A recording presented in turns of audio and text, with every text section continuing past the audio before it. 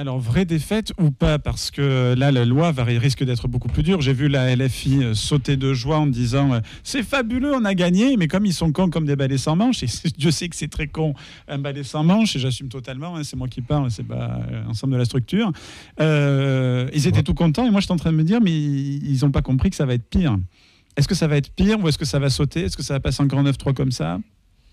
Ça risque. Alors moi, il y a un truc que je trouve rigolo, comme tu l'as dit, c'est vrai que ces temps-ci, je suis à fond sur des trucs plus importants, genre parler avec des gens et tout ça, donc ce qui se passe à la télé, j'écoute pas trop. Et du coup, quand tu as dit, on parle sur la loi immigration, ben Alex peut le dire, on a eu cette discussion tous les deux ce matin en messagerie, j'ai dit, attends, je vais chercher, et je me suis aperçu d'un truc, j'en ai chié pour trouver un résumé de cette loi. C'est bien dur, hein.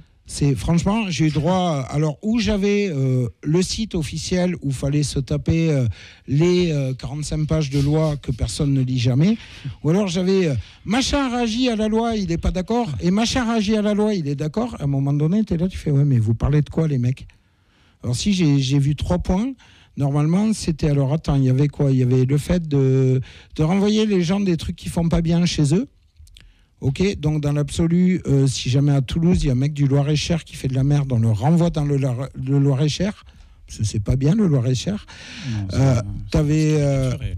Non, mais si, mais tant qu'à faire. Alors si, moi, le truc que j'ai préféré, c'est le côté, on va faire une immigration choisie en fonction des métiers. Alors, excusez-moi, ça s'appelle de l'esclavage.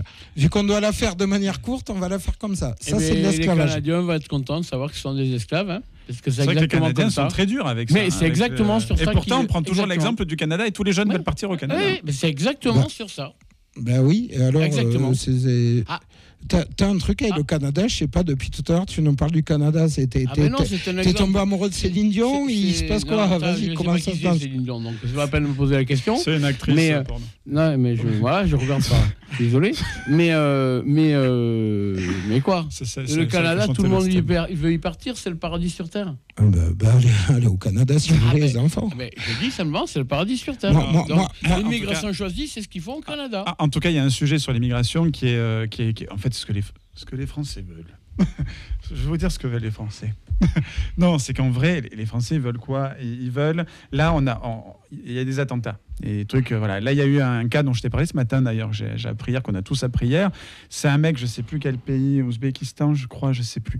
Enfin, il était venu en France, parce que là-bas, ça craignait et tout ça. Donc, il est venu en France. La France, qui est, pourtant, qu'on me dit qu'elle est raciste, qu'elle est horrible et tout ça, l'accueille, tout ça, lui donne tout ce dont il a besoin, et puis il travaille, voilà, il mène sa vie, et les services du renseignement français ont décrété qu'il était très dangereux, qu'il était à rien de passer à l'acte, de tuer, qu'il s'est radicalisé, et qu'il était à ça de péter un plomb et tout ça. Mais casier judiciaire vide, donc tu peux pas arrêter quelqu'un qui n'a rien fait, ce qui est normal jusque-là. Donc Monsieur Darmanin décide de le renvoyer dans son pays d'origine en disant on ne peut pas le garder en France parce qu'on a des informations comme quoi il est dangereux. Donc on le renvoie et là, comme il est en danger dans ce pays là où il est retourné, en Ouzbékistan, il est en danger et donc l'Union européenne, enfin les droits de l'homme, je ne sais plus... La CDEH. Ouais, décide de demander à la France de le récupérer et de le refaire venir en France. Darmanin, je crois, a dit non, il a expulsé en payant une amende de 3 000 €, je crois, comme ça. Et là, le Conseil d'État, maintenant, donc on pourrait ignorer ce que dit l'Europe, parce qu'à un moment donné, tu vas faire quoi, j'ai envie de dire. Mais bon, le Conseil d'État, lui, qui a peut-être des trucs à se reprocher, voilà, de l'époque, a décidé de se la jouer grand humaniste, de dire on le reprend, parce que comme il est en danger là-bas, vous devez le reprendre. Et donc l'État risque de le reprendre, et donc la France risque de reprendre une bombe à retardement. Qui n'a rien fait, on ne peut pas lui faire de procès d'intention. Mais bon, généralement...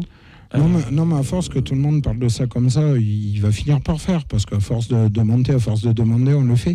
Après, non, mais moi, il y a un truc que je trouve marrant dans tout ça, c'est... Ça fait 15 ans qu'on dit des excuse-moi, Alex, tu dis, ouais, le mec, il est dangereux. Oui. Il est potentiellement dangereux, donc on va le balancer dans un autre pays. Non, comme ça, nickel, il rentre chez lui. On le renvoie chez lui. Comme on peut pas le garder. Il peut être dangereux, chez lui. Il ne sera pas dangereux chez lui. Des Ouzbeks. C'est en France. C'est contre la France qu'ils en ont. C'est pas contre les. On le renvoie. C'est contre la France. Non, mais déjà, il faut arrêter avec le il. C'est qui le il depuis tout à l'heure? Les islamistes radicaux. Je le dis clairement, les islamistes radicaux n'aiment pas la France, n'aiment pas notre façon de vivre, n'aiment pas notre presse, n'aiment pas nos dessins, n'aiment pas plein de choses, n'aiment pas qu'on ne croit pas à leur religion. Je parle des islamistes radicaux, il ne va pas me dire que ça n'existe pas, surtout à Toulouse. Non. Hein, bon. Et celui-là, il se trouve qu'il était hyper radicalisé et ils ont dit on ne peut pas le garder parce qu'on ne peut pas le mettre en prison parce qu'il n'a rien commis. Donc qu'est-ce qu'on fait? Et bien donc on le renvoie dans un pays qui déteste peut-être un petit peu moins que la France, et d'ailleurs un pays qui est un petit peu peut-être moins souple qu'en France. Et résultat, s'il se fait choper en train de penser à des conneries, peut-être qu'il n'aura pas la même sanction qu'en France. Parce qu'en France, tu vas en hôpital psychiatrique. Alexandre, là-bas, peut-être qu'il t'arrive autre chose. C'est 100 pays. Oui. On l'a pas exilé sur l'île du diable. Oui. Alors moi, puisque tu parlais de la loi, la première version de la loi au Sénat a été super durcie sur la loi immigration, puisque notamment les sénateurs LR, très siotistes, voulaient, tu sais, péter l'AME, l'assistance médicale des étrangers. D'État. Bon.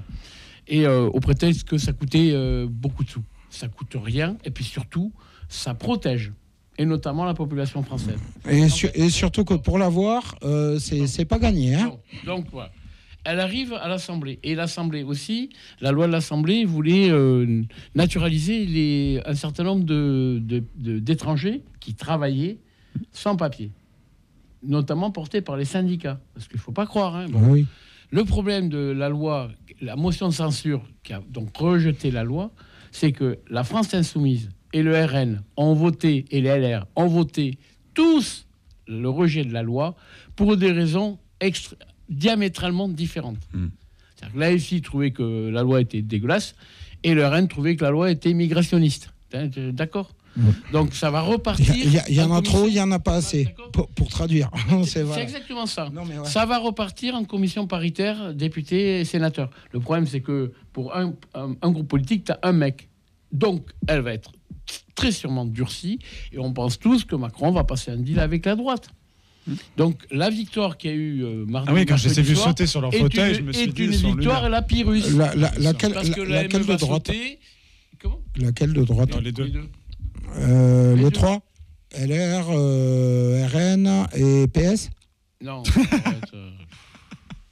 Tu dois être content, le PS a voté pour la motion de censure avec l'AFI, donc ils sont pas à droite.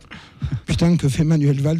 Manuel, reviens! Ils sont devenus fous! Sauf qu'il est plus au PS, ça fait Manuel, donc tout simplement, oui, la nouvelle version de la loi risque d'être encore plus dure, sans l'AME, sans la régulation des papiers, des travailleurs étrangers sans papier.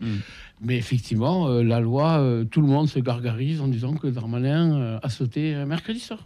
Mais bon. Alors que non. Il a demandé sa démission à Emmanuel Macron, sachant très bien qu'il allait. Tu vois, j'avais même pas ouvert les réseaux sociaux, parce qu'il y a les journaux qui s'affichent, et Darmanin demande sa démission. Et j'étais là, je fais que Macron va refuser. Darmanin a présenté sa démission, que Macron a refusé. C'est exactement ce qui devait se passer. C'était un drop the mic. Ouais, c'était un petit peu ça. Il n'y avait pas lieu d'être, quoi. Enfin, donc les mêmes qui ont voté contre la loi là vont pleurnicher quand la loi va revenir encore plus dure.